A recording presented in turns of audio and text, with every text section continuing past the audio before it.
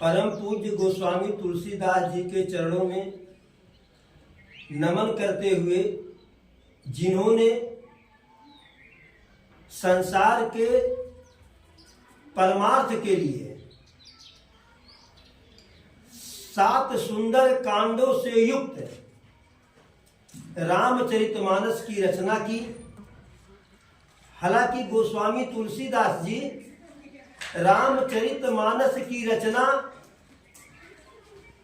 अपने सुख के लिए, अपने शांति के लिए किए। रामचरितमानस में स्वयं तुलसीदास जी लिखते हैं, स्वांतः सुखाय तुलसी रघुनाथ गाथा, अर्थात यह अपने सुख के लिए यह गाथा है। लेकिन रचना रामचरितमानस की कलयुग में इतना कल्याणकारी हुई कि इससे मानव मात्र का कल्याण हुआ।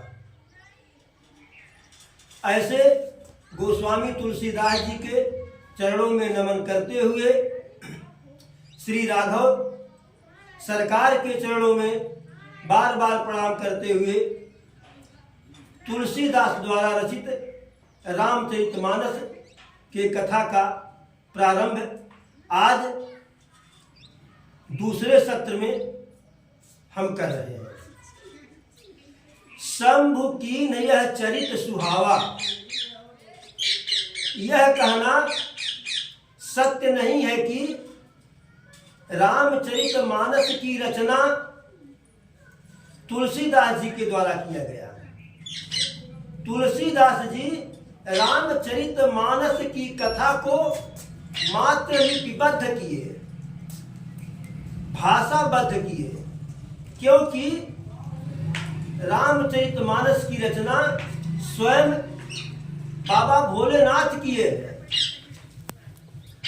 शंभु की नया चरित्र सुहावा, यह सुंदर चरित्र की रचना स्वयं शंभु जी के द्वारा किया गया है। बहुरी कृपा करूं मैं सुनावा। उसके बाद रामचरितमानस की रचना करने के बाद, राम कथा का सृजन करने के बाद, कृपा करके बाबा भोलेनाथ के द्वारा पार्वती जी को सुनाया गया। सोई शिव काग भुसुंडी है दीना, उसी मानस की कथा को भगवान शंकर जी के द्वारा काग भुसुंड जी को दिया गया। क्यों दिया गया? राम भक्ति अधिकारी चिन्हा। शंकर जी को ऐसा लगा कि काग भुसुंड जी राम के सच्चे भक्त हैं, राम की कथा के सच्चे अधिकारी हैं।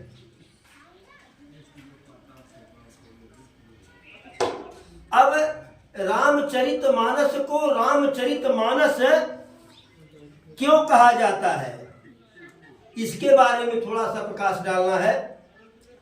रच महेश निज मानस राखा, अवसर पाई शिवासन भाखा।